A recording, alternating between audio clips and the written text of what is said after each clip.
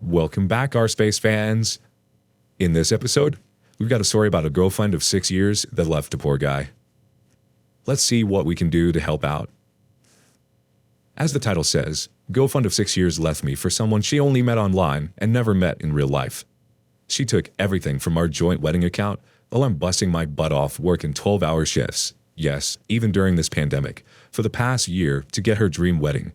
Believe it or not, she met the guy playing a mobile dance sort of game and suddenly told me she feels an instant connection and chemistry that we never had. Can't do anything about the account as it's a joint account. Both parties can withdraw with no problems. I'm in a city far away from home, working for a job I don't enjoy, for something that's never going to happen. I'm just lost. I don't even know what to do anymore. Thanks for reading, strangers. Sorry I took your time. Quick little synopsis, but there's an update. Informed her father about the situation, and he is not happy to say the least. He asked for my bank statement to work out how much of the money in a joint account that was mine, and he will work out a payment plan. I don't know whether it's from him as he's retired or from her. My ex is pissed, obviously. She is saying I'm immature for involving her parents on our issue, when we should have just settled it like two adults. Getting barraged by calls and texts from her and her friends. Didn't bother picking up or reading it. All this time while I'm at work. Total headache moment. That was the update. We'll see another one. Both my parents and her requested a meet tomorrow to discuss things. Except for the payment plan. I don't know what's there to discuss about, to be honest. Leave approved. We'll drive back home tonight. I still love her, but as most of you pointed out, bullet dodged and major red flagged.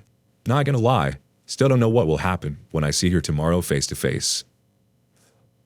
Third update. Arrived safely at home. My parents are supportive. They didn't ask me anything. Just ate dinner, had small talk.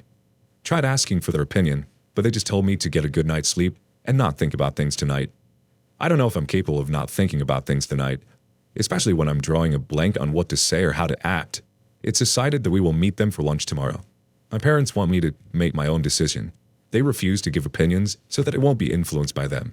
They won't even answer when I ask them about the money. My father just said, "It is your money, your joint account." So let's see what the update says after the meeting. So it took my time, still processing what happened to my supposedly carefully laid plan to get married in September this year. The meet couldn't have gone better. My ex went out, probably thinking of skipping it altogether, but her father made her come back home. During the meeting, her mom took her side surprisingly, saying the same things my ex did yesterday. I'm not here, can't blame her for being lonely. I'm just being unreasonable and overly jealous about the whole thing, etc. Her mom also justified her taking the money by saying, I know it's wrong for her to do so, but under the circumstances, you, me, should understand. She deserves it as her dowry a present because you, me again, wasted her time for 6 years. Kept her waiting for nothing. I let her talk as my father told me prior to the meet. Let whoever's doing the talking finish and just listen. It might be all the emotion talking without much sense included. After all the yelling, I stated that I'm not here to justify, clarify, or blame anyone for anything. I'm here solely because I want to know the status of the funds. If she is happy with whomever, I can't and won't do anything about it. She interjected and says she is better without me at this point and I won't survive without her for long, and she goes on and on. Just told her that even if I don't, it is not of her concern anymore. I gave my bank statements to her father, who remained silent during the mom's outburst.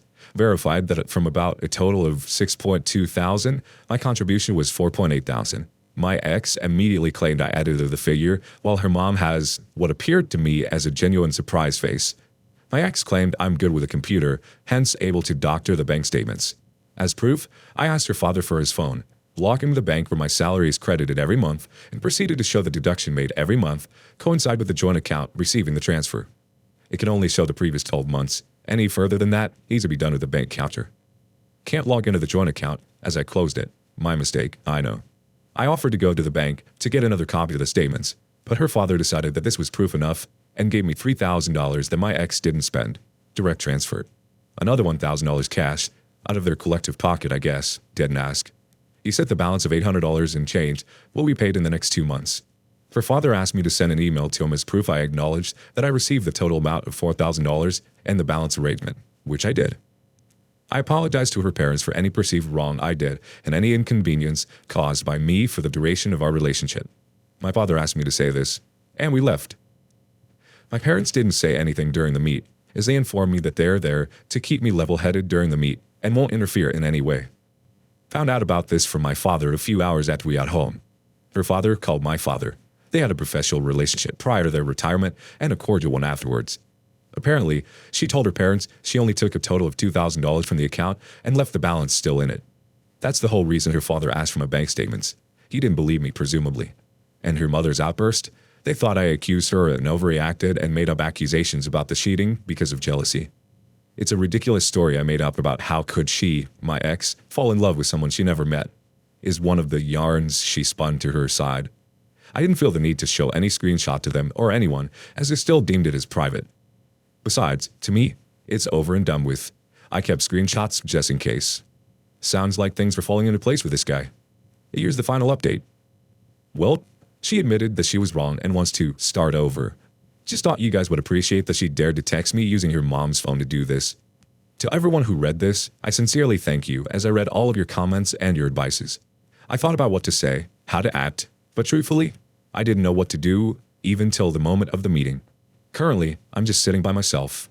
I feel nothing, no satisfaction, no longing or anything. I feel like I'm just here. I know I still love her. I know I will miss her after a while. This feeling for her for the past 6 years will not go away anytime soon.